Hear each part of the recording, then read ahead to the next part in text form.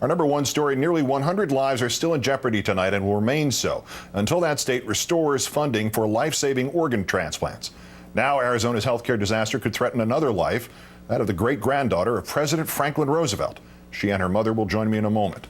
Governor Brewer today praising Arizona for its heart, while still trying to make sense out of Saturday's tragedy in Tucson.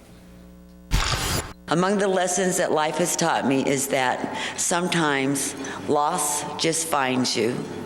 You don't expect it, you don't want to accept it, but suddenly you're challenged by something dark and ugly. Yet just days ago, the governor would not speak to the potential loss of life if funding to that program is not restored. Any plans to restore funding for Access? She never answered the question. The cuts to the state's Medicaid program, Access, will only save Arizona $1,400,000. This woman, Karen Brainin, in need of a liver transplant, is considering a move to Colorado in order to save her own life. Say you get diagnosed with something and there's no cure for it, that's one thing. But get diagnosed with something and you have a chance to save your life, and then you live somewhere and they take it upon themselves to say, you can't have this because we can't afford it and you're not cost effective. I don't think that that's right. Her story, like so many others that you've heard on this news hour, only the names change. The need and the urgency remains the same.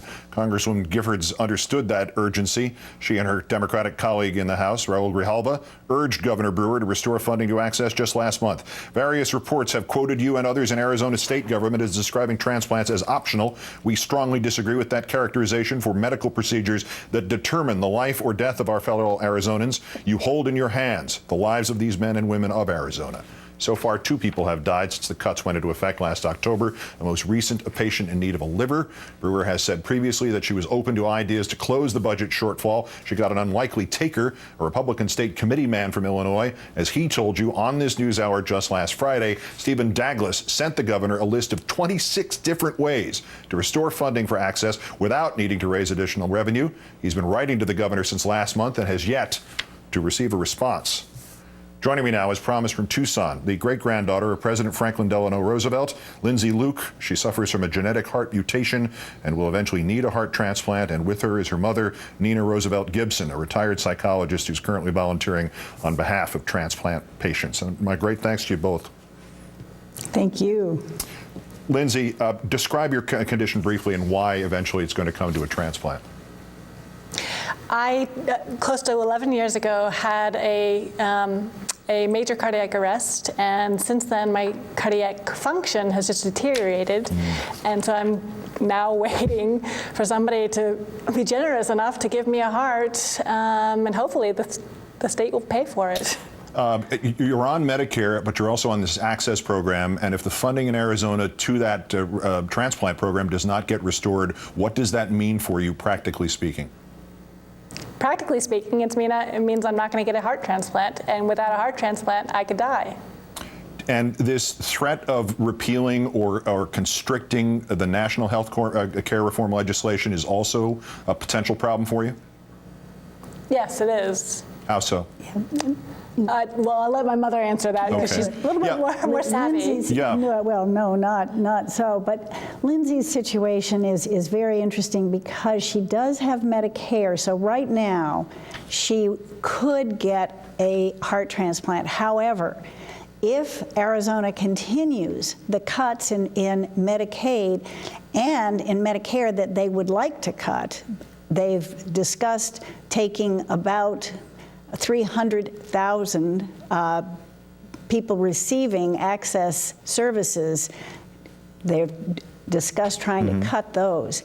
If this continues, then Lindsay could be at jeopardy because she's the next level of cut.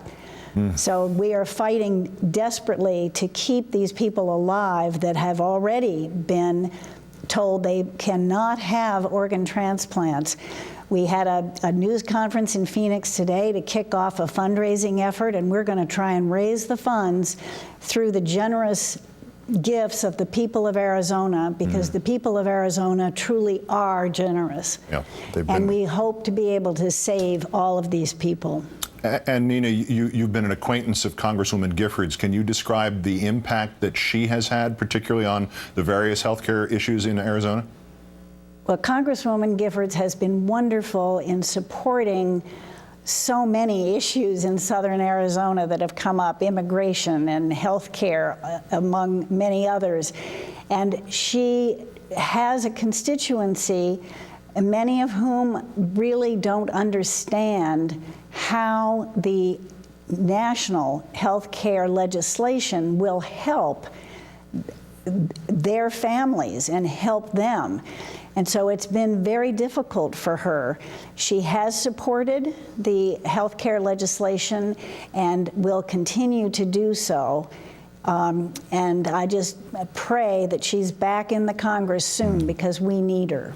And Nina, you were particularly close to your grandmother, to Eleanor Roosevelt. What would she or your grandfather have thought of this situation in Arizona?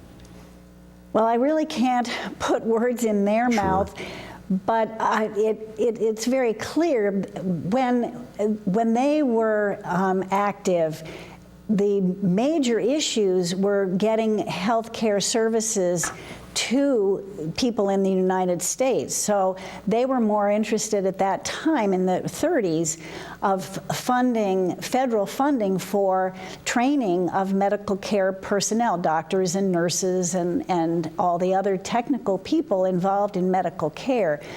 Were they alive today, I am convinced, that they would be very supportive of what President Obama has managed to get through the Congress, and our hope is that it doesn't get changed. Nina Roosevelt Gibson and Lindsay Luke, great thanks for your time this evening, and obviously our best wishes. Thank you. That's January 11th. I'm Keith Olbermann. Good night. Good luck.